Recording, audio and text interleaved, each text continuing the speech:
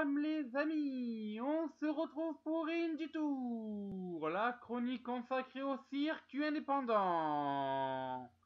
Et donc au programme d'aujourd'hui, nous parlerons de la Evolve, avec donc les résultats de Evolve 49 et Evolve 50, dont on a eu la présence de l'ancien champion NXT, Sami Zayn.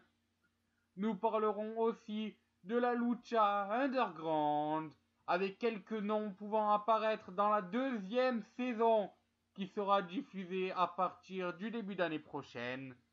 Et enfin, nous parlerons justement d'un ancien membre de la Lucha Underground, aussi ancien champion intercontinental de la WWE. Il s'agit d'Ezekiel Jackson, qu'on connaît maintenant sous le nom de Big Rick.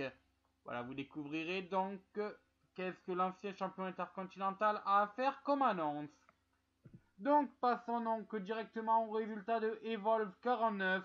Je rappelle le main event de la soirée, Ethan Page contre Johnny Gargano dans un I Quit match, dans une stipulation un peu spéciale, étant donné que si Johnny Gargano perd, il doit donc partir, bon ça c'est logique, mais il doit partir de la Evolve.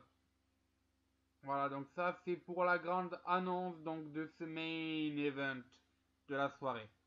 Donc commençons donc avec les résultats donc d'Evolve 49 comme je le disais. On a eu un match à 4 pour commencer le match avec donc la superstar de la TNA Andrew Everett qui a battu Matt Cage, Peter Cassa et Anthony Nese, des premières Brand Athletes. Matt Riddle a quant à lui battu Jonathan Gresham, alors que Chris Dickinson, lui, a battu Tracy Williams. Enfin, nous avons eu un match pour donc couronner le number one contender au titre de la Evolve, et c'est Trevor Lee, le champion Omega, qui a battu Drew Gulak. Ensuite, donc, on a eu les premières Brand Athletes, Anthony Nese et Caleb Conway, qui ont battu Milk Chocolate, Brandon White et Marshy Schummers. Willie Mack a quant à lui battu Earl Carter. Les Roppongi Vice, anciens champions IWGP, Trent Beretta et Rocky Romero, ont quant à eux battu Timothy Thatcher et TJ Perkins. Enfin, dans le main event de la soirée, Johnny Gargano a fait dire I quit à Ethan Page. Passons donc maintenant au résultat donc de Evolve 50, avec là aussi du beau monde, et notamment en main event de la soirée, les Roppongi Vice, qui devaient affronter les primaires Brand Athletes. Voilà, donc passons au résultat, et pour ouvrir le show, Tracy Williams a battu le lutteur de la TNA TJ Perkins. Notons qu'après le match, Drew Gulak est venu dire à Tracy Williams qu'il était fier de lui.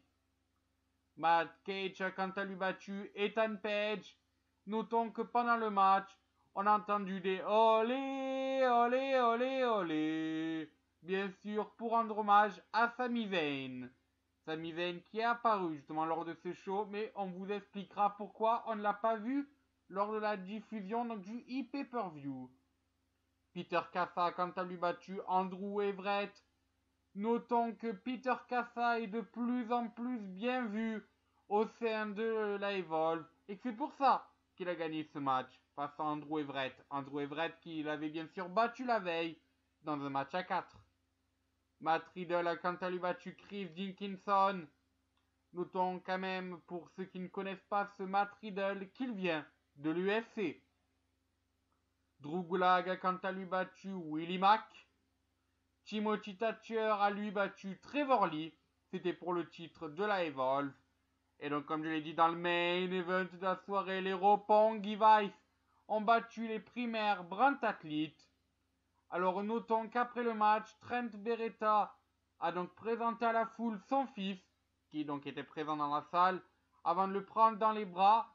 Et c'est alors que Rocky Romero a pris donc le micro et a annoncé que les Roppongi Vice voulaient être les premiers champions par équipe de la Evolve. Est-ce que cette annonce va être tenue compte de la part des bookers de la Evolve? C'est ce que nous découvrirons. Notons donc, comme je l'ai dit, que Sami Zayn était présent lors donc des 2 shows de la Evolve. Il a apparu à la fin de Evolve 49 lorsque les caméras donc ont tourné en off pour faire une petite promo et pour promouvoir la Evolve et NXT, vu qu'on sait qu'il y a un partenariat entre les 2 parties.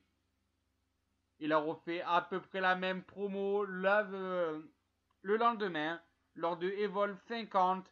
Cette fois, c'était après le show, donc après le match de Ethan Page. Alors notons quand même que donc ces 2 moments-là ont été coupés justement au montage du e-pay-per-view, non pas pour censurer Sami Zayn, mais juste parce que donc NXT a donné l'autorisation à Sami Zayn d'apparaître dans ces shows-là, mais pas d'apparaître en e-pay-per-view. Et donc ainsi, donc la situation a été expliquée à demi-mot lors d'Evolve 50 par les bookers. Mais bien sûr, on peut comprendre ces petits malentendus techniques entre les 2 parties. Mais sachez que Sami Zayn a bien été présent et a d'ailleurs fait grimper les cotes d'écoute de ces 2 shows. Voilà, donc parlons donc maintenant de la Lucha Underground. Comme je l'ai dit, il y aura une saison 2. On sait déjà que Alberto Del Rio risque de ne pas être présent dans cette saison. Cependant, plein de noms ont été annoncés. Enfin, annoncés ou pressentis. Donc, on va commencer donc pour les noms pressentis.